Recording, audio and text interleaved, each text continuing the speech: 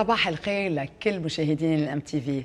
مثل ما وعدتكم اليوم فقرة كتاب، فقرة كتير مميزة لأنه ضيفة مميز، ولكن الكتاب اللي رح نحكي عنه بعد ما يعني نشر بفرنسا توقيعه ب 14 اذار، واليوم حصريا اول تلفزيون يعني بالعالم العربي وباوروبا. عندي موجود الكاتب هون معي بالاستوديو، وايضا كتابه الرائع اللي رح نتحدث عنه. بحب رحب باستديوهات الام تي في بالكاتب والصحفي الفرنسي كريستيان شينو. Vous êtes le bienvenu. Merci, shukran. Ça me fait grand plaisir de vous recevoir. Surtout qu'aujourd'hui, on va parler de votre dernier livre qui n'a même pas encore vu le jour en France, Qatar, les secrets du coffre-fort. قطر أسرار الخزنة. ورح نتعرف معه أكثر عن قطر وأهميتها بعالم اليوم الاقتصادي والسياسي. Vous êtes là, donc vous êtes là dans le cadre aussi d'une conférence que vous avez tenue, invitée par Samir donc Kassir Foundation à l'ambassade de France le vendredi 1er mars. Donc, et vous avez parlé aussi de beaucoup de choses, surtout du Moyen-Orient. Et on a parlé du livre. Raconter, expliquer et commenter le Moyen-Orient. Et vous m'aviez dit que vous alliez refaire cette conférence à Bagdad. Elle a été faite samedi dernier. Ah, samedi dernier avant de venir au Liban. Voilà. Et donc comment ça se passe Très bien, sauf qu'à Bagdad, c'est toujours le chaos, la sécurité maximale. Vous arrivez à l'aéroport, gilet pare-balles, voiture blindée. Et sur 10 km pour sortir de l'aéroport, il y a des barrages partout, quoi. Bien sûr, en tout cas, je vais vous présenter au public. Tout le monde vous connaît, mais pour ceux qui ne le... Et puis le livre, on l'a écrit, je l'ai écrit avec Georges Malbruno. Bien sûr, comme d'habitude. Du Figaro, comme d'habitude. Votre collègue du Figaro. Et vous avez été prise en otage avec lui en Irak en 2004. Vous avez écrit beaucoup de livres donc, en collaboration avec lui. Et donc, je vais vous présenter au public et on va attaquer le livre. Christian Cheno, كاتب وصحافي فرنسي حائز على إجازة بالصحافة من centre de formation des journalistes، وأيضا إجازة بالعلوم السياسية من Institut d'études politique de Paris. عمل كصحافي بمصر للو بروغري إيجيبسيان من 1980، وبسنة 1990 لل 1992 عمل كمراسل بمصر، ومن 1999 لل 2004 أيضا كصحافي مراسل بالأردن، كما أنه من 2005 هو صحافي لإذاعة فرانس انتر بكل ما يختص شؤون الشرق الأوسط. Vous comprenez très bien l'arabe. C'est bon. ما في مشاكل، ما في أخطاء. ما في أخطاء. C'est très bien. خطف بالعراق سنة 2004 مع زميله أيضا جورج مالبرونو، وخطف ل 124 يوم، وكتب وأصدر كتاب بهالموضوع ميموار دوتاج notre contre-enquête اللي أصدره سنة 2005، كما أصدر كتب عديدة منها كتاب مع الكاتب والصحافي اللبناني أنطوان سفير. Donc vous avez collaboré aussi autour de Orient-Occident, le choc. C'était avant les révolutions arabes. C'était arabes. avant les révolutions arabes. En tout cas, je l'avais lu et j'en avais parlé aussi dans mon émission. C'était un peu, ça préparait. Un petit peu. Hein? Vous analysez bien la situation. On essaye. Ah non, bien sûr. Parlons un peu de vous, Christian Cheno. Pourquoi cet intérêt pour le Moyen-Orient, sachant que depuis 1980, vous êtes dans ce monde-là arabe et en Afrique, en Égypte. Et j'aimerais bien aussi que vous nous parliez très brièvement de votre expérience en tant qu'otage en Irak. Je crois que le Moyen-Orient, c'est un peu une passion, un peu comme le journalisme. C'est pas un métier de bureaucrate. Et donc, et la région, moi je l'ai découverte, comme vous l'avez dit, en Égypte. Et c'est là que j'ai tout aimé. J'ai aimé la langue, j'ai aimé les gens, j'ai aimé l'ambiance, l'atmosphère. Et donc très vite, je me suis impliqué dans la région. Et comme vous l'avez dit, j'ai appris l'arabe, j'ai voyagé. Et donc vraiment, et j'ai compris aussi que cette région était très importante aussi pour l'Europe. et des Occidentaux. C'est-à-dire qu'il y a une espèce d'histoire commune. Oui. La Méditerranée est notre mare nostrum, hein, notre mer commune. Exactement. Et donc les interactions historiques, culturelles, religieuses, économiques, culturelles, voilà, notre destin est lié. On n'est pas comme les Américains, eux ils sont très loin. Nous, notre frontière, c'est le Sud et c'est le Moyen-Orient. Exactement, donc, nous ne sommes pas très loin. Et je pense que le but des journalistes, c'est aussi de construire des ponts entre cette région, parce qu'il y a beaucoup d'incompréhension, il y a beaucoup de clichés, parfois beaucoup de tensions. Et donc, on est là aussi pour essayer de faire comprendre aux Occidentaux, enfin aux Français, à l'opinion française, qu'est-ce que c'est ce Moyen-Orient arabe, qui sont ces gens, quelles sont leurs envies, pourquoi là ils sont en révolution, qu'est-ce qui se passe. Donc c'est ça l'idée. Oui. عم بسأله إنه ليه هالاهتمام خاصة بشؤون الشرق الأوسط؟ قال لي لأنه منطقة كثير مهمة ومنا بعيدة عن أوروبا، وخاصة إنه في البحر المتوسط اللي بيجمعنا، وفي كثير كمان كان أفكار يعني وأغلاط بفكروا فيها كثير من الأوروبية نحو هالشرق الأوسط، وأيضاً في كثير من العرب بيفكروا غلط عن أوروبا. جرب وأيضاً في كثير ضغط وحب إنه يفسر هالعالمين لبعضهم أيضاً. Donc vous avez été prise en otage en 2004 par l'armée islamique irakienne. Voilà. Et donc pour 124 jours, ça a été vraiment, tout le monde a vraiment œuvré pour vous faire sortir de là-bas. Mais il y a des gens, donc, comme Times Magazine, qui ont dit que la France a payé des millions, de 15 millions de dollars pour vous faire sortir de là-bas. Oui. Mais d'autres, ils disent que seulement c'était pour la loi de la laïcité. Et vous avez écrit un livre. C'était quoi votre réponse? La réponse déjà, c'est que quand on a été libéré, on n'a pas vu une mallette d'argent circuler. On n'a pas vu ça. Est-ce qu'il y a eu un accord financier entre les Français et les ravisseurs? Certainement, probablement. On n'est pas libéré comme ça parce que ça vient comme ça. Il y a eu un accord. Nous, on n'a pas eu les détails de cet accord. On a appris aussi par la suite, et ça, il y a un lien avec le Qatar, c'est qu'apparemment, un islamiste avait été libéré aussi au moment de notre libération. Il y avait eu aussi un deal politique pour faire libérer quelqu'un. D'accord, en contrepartie. Donc voilà, encore une fois, les gens pensent rançon, mais ce n'est pas forcément ça. Il peut y avoir d'autres contreparties, pas forcément monétaires. d'accord. وقتها أكيد حجزوه وخطفوه هو وزميله بالعراق سنة 2004 بقي 124 يوم مخطوف. وفي كتب كتاب عن هالموضوع. سألته شو الحقيقة، لأنه في ناس بتقول إنه دفعت فرنسا 15 مليون دولار للعراق تقدروا يظهروه هو وزميله من المنطقة. وفي ناس بيقولوا إنه لا، كان ضد، بس بدهم إنه ما يعودوا يعملوا أي قانون يعني للعلمانية.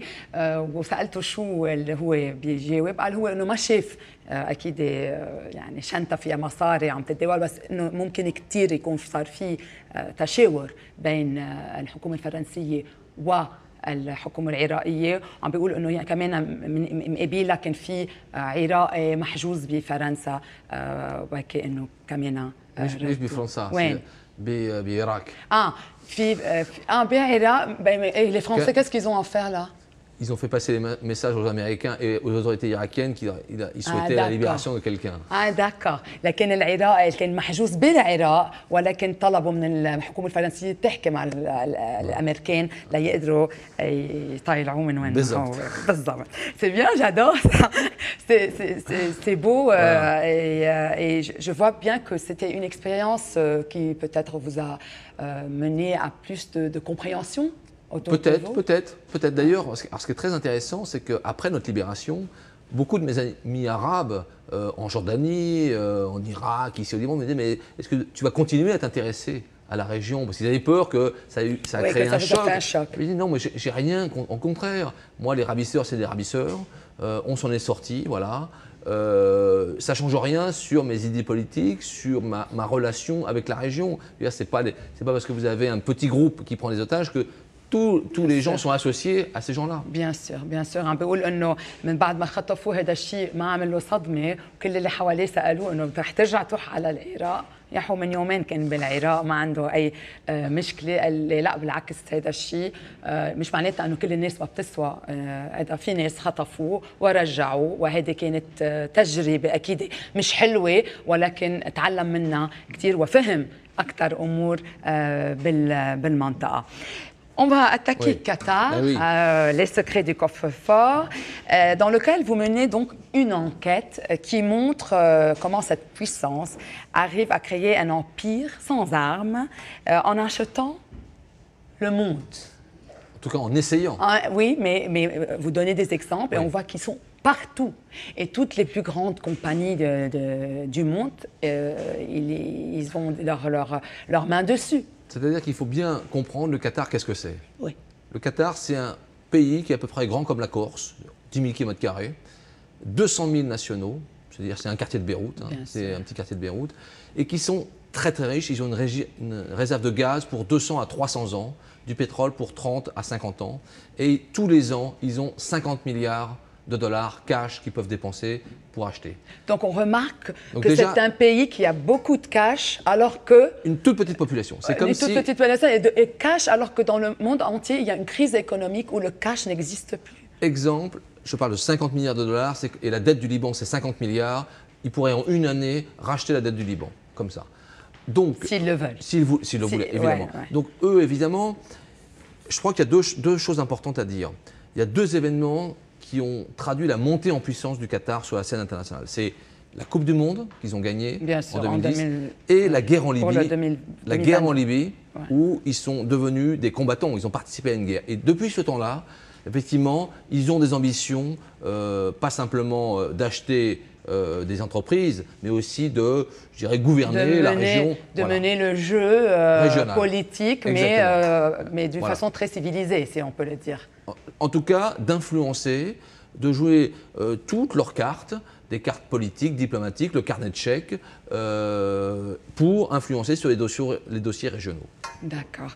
عم بسأله عن كتابه قطر وعم بيقول انه منطقة كتير بلد كتير صغير 200,000 مواطن ولكن من أقوى وأهم البلدان اقتصاديا 50 مليون دولار سنويا بيوظفون بالعالم بيشتروا الشركات منها أهم شركات بالعالم وعم بيقول انه في حدثين مهمين هن اكيد الكوب دي موند يعني الفوتبول سنه 2022 رح تصير عندهم اكيد اشتروا هذا الشيء ils ont acheté probablement ou en tout cas avec des influences des influences وايضا الحدث الثاني انه كيف ساعدوا بالثوره الليبيه ايضا ودفعوا كثير مصاري. Vous parlez aussi du trio magique du Qatar, l'émir, la Cheikha Moza et donc Tamim l'héritier. Non, Hamad Ben Jassem. Vous parlez de trio magique, moi je dirais le trio infernal, non? En tout cas, je crois que le Qatar qu'on connaît aujourd'hui n'aurait pas pu voir le jour et avoir ce rayonnement sans l'émir, qui est un visionnaire, qui est quelqu'un qui a renversé son père, qui a une vision pour son pays, qui a tout de suite compris l'impact des médias. Al Jazeera, c'est 1996. C'était il y a plus de 10 ans. Donc c'est quelqu'un qui est visionnaire, qui comprend le monde. Et puis sa femme, Cheikha Moza, qui est une femme très, comment dire, qui comprend aussi le monde, donc qui veut faire avancer l'éducation des femmes, qui comprend... C'est une femme assez cultivée, très intellectuelle. Qui a créé le premier orchestre philharmonique dans le Golfe. Voilà. Et puis, vous avez ce qu'on a appelé le Talleyrand de l'émir, c'est-à-dire Hamad Ben Jassem, qui lui est un personnage un peu controversé. C'est lui l'homme des contrats sous la table, de la diplomatie secrète, des contacts avec tout le monde, avec les Israéliens, avec les Américains, mais avec les talibans, avec le Hamas, avec tout le monde. Voilà. Donc c'est un peu il tisse des liens avec tout le monde. Et c'est quelqu'un de très important pour l'émir parce que c'est lui, en fait, qui est son poisson pilote. Il fait ce qu'il ne peut pas faire lui-même en tant que prince. Et on prince. dit même que c'est l'homme le plus riche du Qatar. محمد بن جاسم. Voilà, le Premier ministre et ministre des Affaires étrangères. Ouais. عم بيقول انه هو بيحكي عن اكيد 3 اشخاص اللي هن بيعملوا القطر، اكيد الامير القطري، مرته الشيخه موزه، ومحمد بن جاسم اللي هو رئيس الوزراء. وعم بيقول انه الامير كان عم بيشوف الامور رؤوي كثير، بكفي on parlait de الجزيره، كيف اسس الجزيره وين وصل اليوم، حتى بالربيع العربي يعني. on va parler aussi du printemps arabe maintenant à travers جزيرة. وأيضا الشيخة موزة اللي هي كتير مثقفة ويعني امرأة كتير بتساهم للامرأة بقطر، وبتفتح أكيد المجال للفن وللثقافة. وأكيد رئيس الوزراء اللي هو علاقاته مع الجميع منيحة، وبيقولوا إنه أغنى إنسان بقطر بيقولوا. On a parlé de Al Jazeera. Aujourd'hui, Al Jazeera a beaucoup influencé la révolution, le printemps arabe, toutes les révolutions arabes. Et vous croyez que c'est vraiment à elle-même une puissance mondiale, parce que le média, c'est ça. C'est-à-dire que ce qu'on dit dans le livre, c'est qu'il y a eu vraiment une révolution à Al Jazeera. C'est-à-dire quand on parle de 96-2010, c'est vrai que grâce à Al Jazeera, ça a explosé de partout. C'est vraiment, il y a une vraie révolution à Al Jazeera. Le problème, c'est qu'après, à partir de 2011, les révolutions arabes, Al Jazeera, finalement, a collé à l'agenda diplomatique du Qatar, et que des gens à l'intérieur de la chaîne nous ont dit qu'effectivement, l'influence des islamistes, l'influence de l'agenda politique du Qatar jouait sur la ligne éditoriale, et que par moment, Al Jazeera était devenu non pas spectateur, ou je veux dire avait du recul par rapport à l'événement, mais était carrément un acteur de ces révolutions. On le voit bien maintenant en Syrie, on le voit bien ailleurs. Donc ça a évolué, c'est-à-dire que le rôle a évolué de ce média de masse. On est vraiment passé d'un média transnational qui parlait de tout, voilà, à un média presque en guerre. Nous on dit à un moment donné, quelqu'un dans la rédaction d'Al Jazeera nous a dit maintenant on est en guerre, notamment en Libye. C'est-à-dire, ils sont vraiment... une guerre médiatique. On est dans une guerre médiatique. Oui, c'est-à-dire, ils sont là à faire la guerre, mais bien sûr, à leur façon, à travers les écrans. C'est-à-dire qu'ils ont, encore une fois, on voit bien qu'ils sont vraiment en parallèle de l'agenda politique et diplomatique du Qatar. C'est-à-dire que c'est... Et d'ailleurs, à l'intérieur de la chaîne, ceux qui étaient là depuis 15 ans nous ont dit on est un peu déçus parce que on a un peu perdu le début d'Al Jazeera qui était vraiment pleine de liberté, flamboyante, et que maintenant on a perdu beaucoup de crédibilité. On nous a même dit peut-être 30% d'audience, et que d'autres chaînes, les chaînes arabes, les chaînes internationales, nous ont pris des téléspectateurs parce qu'on a perdu un peu de crédibilité. J'ai compris, en tout cas je vais traduire tout ce que vous venez de dire. Béartissar, mais juste après ce petit break.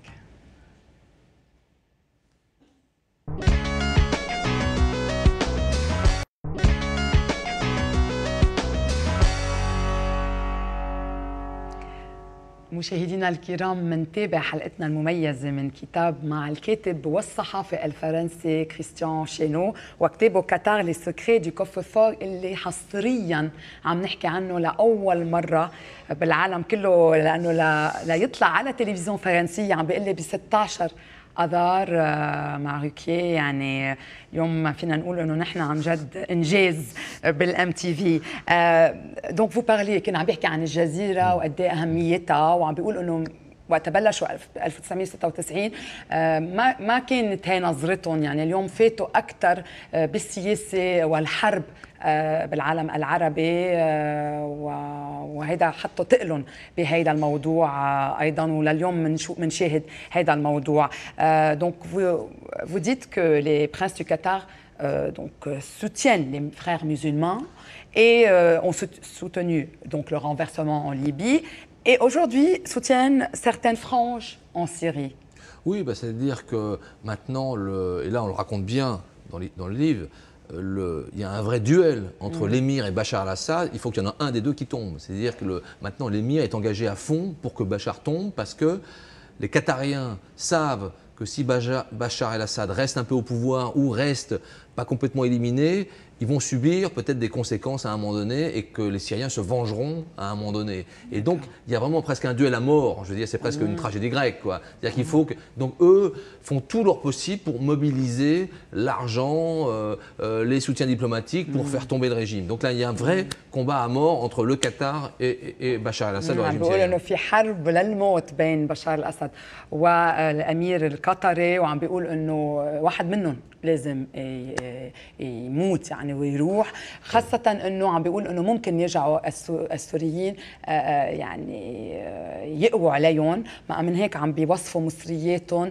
ضد حكومة بشار الأسد. C'est ce que vous dites. C'est ça, c'est-à-dire que moi je ne sais pas ce qui va se passer demain, personne ne sait, mais en tout cas entre le Qatar et la Syrie, c'est un vrai duel à mort, quoi. Et pourtant au début, l'émir était très ami avec Bachar el-Assad. Oui, c'est ce qu'on savait. Ils ont 3 palais, par exemple, encore en Syrie. Enfin, il y avait des relations très étroites. Et puis, ça s'est gâté. Parce que ce qu'il faut dire, c'est que les Qatariens nous l'ont beaucoup dit. Avec ces révolutions arabes, ils nous ont dit on veut être avec le vent de l'histoire. On veut être du bon côté de l'histoire. Le vent du changement. Et pour eux, le bon côté, c'est les frères musulmans, c'est les islamistes. Et donc, eux vous disent ça. Donc, on ne veut pas être avec le mauvais côté. عم بقول انه القطريه نقوا انه يكونوا مع التغيير الافضل اللي هو اكيد مع الاخوان المسلمين. Selon eux. هن هيك بيعتقدوا ايضا. Vous parlez aussi de l'héritier, du prince héritier Tamim, et vous dites qu'il aura deux scoops. Mais ce qu'on dit sur l'héritage, c'est d'abord, on dit dans le livre que l'émir a dit à ses proches qu'il quittera le pouvoir d'ici 3 à 4 ans et qu'il va passer la main à son fils Tamim qui a 32 ans, qui parle l'anglais, le français, très bien éduqué. Très éduqué, oui. Mais le problème de Tamim, c'est qu'il n'a pas le même caractère que son père.